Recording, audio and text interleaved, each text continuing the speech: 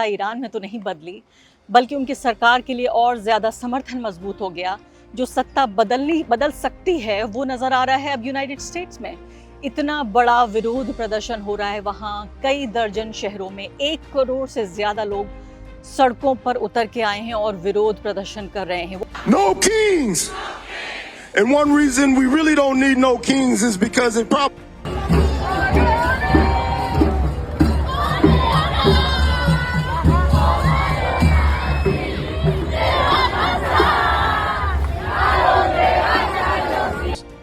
if he gets a deal with the Iranian regime, and he seems to think, in terms of what he says, that he can get one, he seems to believe that they are weakened, in fact, virtually beaten, and therefore they'll make a deal. Signals coming from them are very different. They seem to think they're doing actually pretty well, and they've hit AWACS, they're hitting air defense radar, they are still fighting. मैं सोच रही थी, इतना खूबसूरत शहर Tehran, कई बार मेरा जाना हुआ, दुनिया के सबसे खूबसूरत शहरों में से एक है। और खूबसूरत ना भी हो तो वहाँ खूबसूरत परिवार रहते हैं, लोग रहते हैं, आम लोग जिनके आम सपने, आम महत्वाकांक्षाएं हैं और आम निराशाएं भी हैं। लेकिन आप सोचिए कि ये नापाक कोशिश हो रही है कि न्यूक्लियर अटैक किया जा सकता है तेहरान पर। छोटा बच्चा आप देखिए, हाथ में, दोनों हाथों में कैन्स लेकर पानी के सहारे चलता हुआ जा रहा है। कैसे पूरी इंसानियत का बोझ, ऐसा लगता है, इस छोटे मासूम बच्चे के ऊपर पड़ गया है। नमस्कार, स्वागत है आपका इस खास कार्यक्रम में। मैं हूँ आरफा खानम शेरवानी। 1 महीने पहले जो जंग शुरू हुई, ईरान के ऊपर जो हमला किया गया इजराइल और अमेरिका के ज़रिए, उसका मकसद था वहाँ सत्ता परिवर्तन कर देना। यानी अपनी पसंद की सरकार बिठाना चाहते थे इजराइल और अमेरिका। लेकिन हुआ कुछ यूँ 1 महीने बाद कि सत्ता ईरान में तो नहीं बदली, बल्कि उनकी सरकार के लिए और ज़्यादा समर्थन मजबूत हो गया। जो सत्ता बदल सकती है वो नज़र आ रहा है अब यूनाइटेड स्टेट्स में। इतना बड़ा विरोध प्रदर्शन हो रहा है वहाँ, कई दर्जन शहरों में 1 करोड़ से ज़्यादा लोग सड़कों पर उतर के आए हैं और विरोध प्रदर्शन कर रहे हैं। वो एक ही पल में बताती हूँ आपको ये खबर, साथ साथ ये भी बताती हूँ कि कैसे इस 1 महीने की ये जंग पूरी दुनिया बदल रही है। सत्ता नहीं बदल रही, नेता नहीं बदल रही ईरान में, पर पूरी दुनिया बदल रही है, पूरा वर्ल्ड ऑर्डर बदल रहा है। इससे पहले मैं आपको एक बहुत ख़तरनाक खबर बताना चाहती हूँ। वो बताना चाहती हूँ, मोहम्मद सफ़ा नाम के ये व्यक्ति हैं जो यूनाइटेड नेशंस में डिप्लोमेट की हैसियत से काम करते थे। उनका ये ट्वीट सनसनी की तरह पूरी दुनिया में फैल रहा है। आप देख रहे हैं हज़ारों की तादाद में लोग रीट्वीट कर रहे हैं इसको, क्योंकि उन्होंने एक ऐसी बात बताई है जो पूरी दुनिया के लिए ख़तरनाक है। सिर्फ ईरान के लिए नहीं, इजराइल के लिए नहीं, अरब दुनिया के लिए नहीं, अमेरिका के लिए नहीं, पूरी दुनिया के लिए, आपके और मेरे लिए भी बेहद ख़तरनाक है। उनका ये कहना है कि यूनाइटेड नेशंस यानी संयुक्त राष्ट्र तैयारी कर रहा है कि अगर ईरान के शहर तेहरान पर हमला होता है तो क्या होगा। इस तैयारी को डॉक्यूमेंट करते हुए मोहम्मद सफ़ा ने ये ट्वीट किया है और कहा है कि मैं अपना डिप्लोमेटिक करियर, एक राजनयिक का करियर ख़त्म कर रहा हूँ, एंड कर रहा हूँ, क्योंकि मैं बताना चाहता हूँ कि तेहरान पर न्यूक्लियर हमला हो सकता है। आप ये देखिए कि पूरी खबर को आप देखें कि वो तेहरान की इस तस्वीर को ट्वीट करते हुए उन्होंने कहा है कि आप जैसे अनपढ़ लोग, जिन्होंने कभी कोई कहीं सफ़र नहीं किया और कभी अच्छे बेहतरीन किताबें नहीं पढ़ी, और जो वॉर हॉक्स हैं, यानी आप उनकी भाषा भी अगर देखें, अंग्रेज़ी में उन्होंने लिखा है।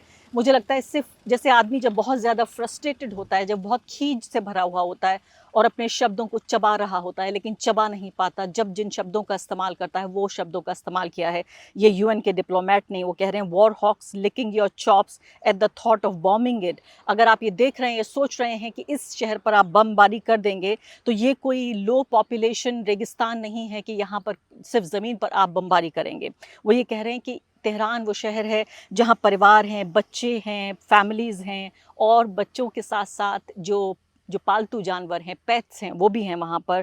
यहाँ पर रेगुलर वर्किंग क्लास लोग हैं जिनके अपने सपने हैं। लंबा ट्वीट है और ये कह रहे हैं कि you are sick to want war. आगे कहते हैं यूएन डिप्लोमेट के तेहरान जो है वो करीब 1 करोड़ की आबादी वाला ये शहर है। आप सोचिए कि अगर इसी तरीके से कोई ये कहे कि वाशिंगटन डीसी पर हम बमबारी कर देंगे, या बर्लिन पर, या पेरिस पर, या लंदन पर, कोई सोच भी सकता है क्या इस तरह की कोई बात, वो भी न्यूक्लियर वेपन से आप बमबारी करेंगे। तो आप ये सोचिए कि व्यक्ति ये बताने की कोशिश कर रहे हैं कि मैं अपना डिप्लोमेटिक करियर ख़त्म करके जनता को ये सूचित करना चाहता हूँ, पूरी दुनिया को, मैंने अपना डिप्लोमेटिक करियर इस इन्फॉर्मेशन को लीक करने के लिए ख़त्म कर दिया है। कितनी बड़ी बात है। मैं कहूँगी मोहम्मद सफ़ा का ये जो सेक्रीफाइस है ये दुनिया में याद किया जाना चाहिए। मुझे नहीं पता न्यूक्लियर हमला होगा या नहीं होगा, मैं प्रार्थना करती हूँ और इस बात की विश करती हूँ कि ऐसा ना हो, लेकिन मैं ये कह रही हूँ कि ये बता रहे हैं ये व्यक्ति, I suspended my duties so as not to be part of or a witness to this crime against humanity in an attempt to prevent a nuclear winter before it is too late. मैं ये कह रहा हूँ सब कुछ कि इससे पहले कि न्यूक्लियर हमला हो मैंने अपने आप को कुर्बान कर दिया, अपनी नौकरी को, अपने डिप्लोमेटिक करियर को कुर्बान कर दिया। मैं सोच रही थी इतना खूबसूरत शहर तेहरान, कई बार मेरा जाना हुआ, दुनिया के सबसे खूबसूरत शहरों में से एक है। और खूबसूरत ना भी हो तो वहाँ खूबसूरत परिवार रहते हैं, लोग रहते हैं, आम लोग जिनके आम सपने, आम महत्वाकांक्षाएं हैं और आम निराशाएं भी हैं। लेकिन आप सोचिए कि ये नापाक कोशिश हो रही है कि न्यूक्लियर अटैक किया जा सकता है तेहरान पर। अब अगली बड़ी खबर आपको बताती हूँ, जो इतनी ही बड़ी खबर है वो ये कि हो सकता है आपको भारतीय मीडिया ने ना बताया हो, वो तो आपको सुहाने सपने दिखाने की कोशिश कर रहे हैं। आप ये देखिए कि नो किंग्स रैली हो रही है, यानी कि हमें कोई बादशाह नहीं चाहिए, अमेरिकन पब्लिक कह रही है। और ये पब्लिक जो है वो पूरे तरीके से रोड पर है, स्ट्रीट्स पर पूरे तरीके से है। ये 1 करोड़ के आसपास लोग आए हैं और वो अपोज कर रहे हैं कि हमें सबसे पहले तानाशाही नहीं चाहिए, अमेरिकन जो राष्ट्रपति हैं डोनाल्ड ट्रंप, उनकी हमारी जो फॉरेन पॉलिसी है, यानी कि हमें जंगें नहीं चाहिए। ईरान पर अटैक का विरोध करते हुए 1 करोड़ की तादाद में यूएस के लोग। और आप सोचिए कि ये बहुत कोई आम बात नहीं है यूएस में इस तरह से लोगों का सड़कों पर आ जाना, ये बहुत रेयर है, ये बहुत ही यूनिक ये एक डेवलपमेंट है कि सड़कों पर लोग आ रहे हैं और बड़े ही कोऑर्डिनेटेड तरीके से कि उस मुल्क के अलग अलग शहरों में ये लोग आकर और तब विरोध प्रदर्शन कर रहे हैं। तो साफ तौर पर अपने आप में बहुत ही चौंकाने वाली बात है कि सत्ता परिवर्तन चाहिए था ईरान में, लेकिन ऐसा लगता है कि सत्ता को बड़ा खतरा हो रहा है यूनाइटेड स्टेट्स में।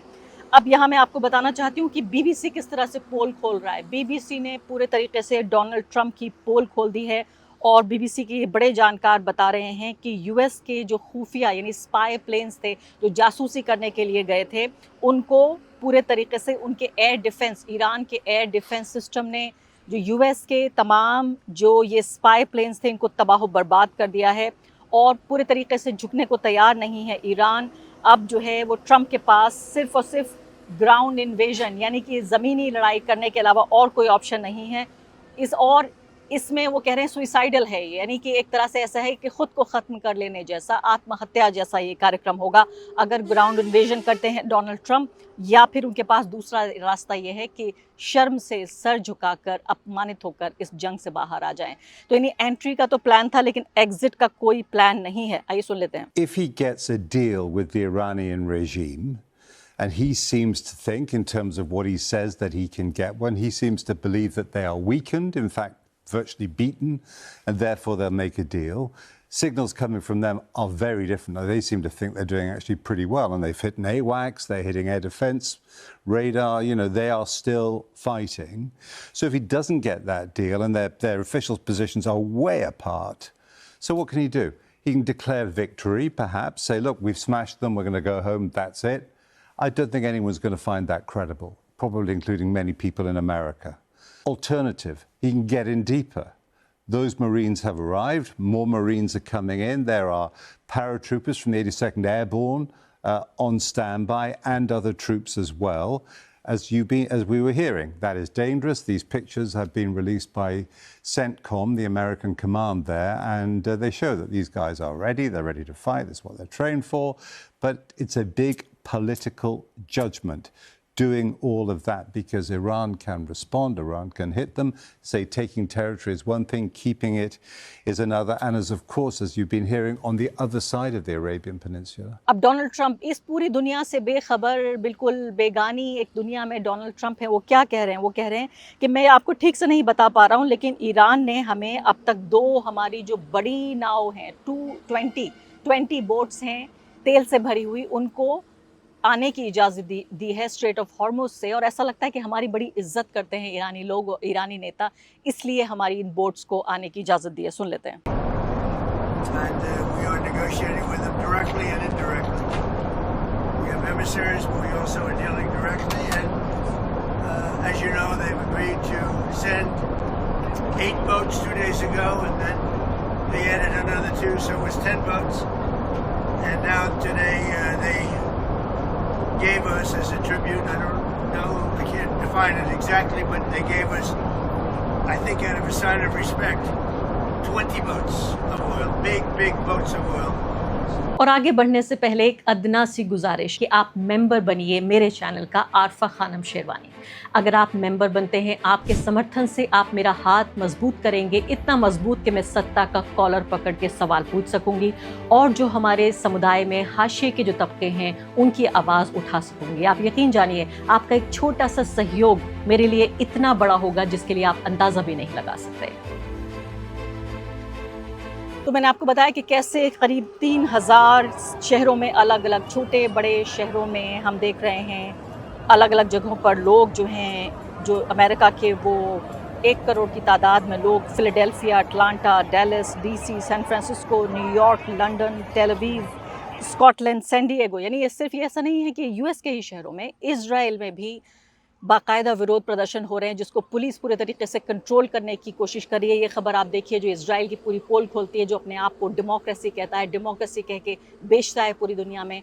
किस तरह से आम लोग जब परेशान हो रहे हैं, इस जंग से आजिज़ हो चुके हैं, जब वो सड़कों पर आ रहे हैं, विरोध प्रदर्शन कर रहे हैं, तब उनकी सरकार वहाँ पर, नेतन्याहू की नापाक सरकार, लोगों को प्रोटेस्ट भी नहीं करने दे रही है।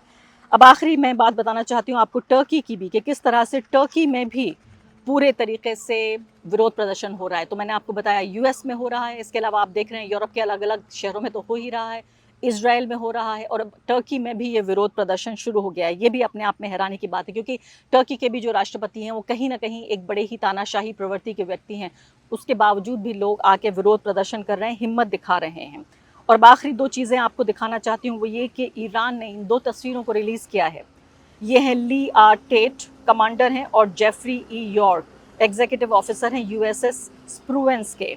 ये कह रहे हैं कि ये दोनों जिम्मेदार हैं जिन्होंने हुक्म दिया कि ईरान के स्कूल पर 168 बच्चों की जो हत्या की बमबारी करके, ये दोनों ऑफिसर हैं, इनको पहचान लीजिए। ईरान ने इन दोनों ऑफिसर की तस्वीरें जारी की हैं। और अब बिल्कुल आखिरी बात, आपको ये वीडियो छोटा सा दिखाना चाहती हूँ।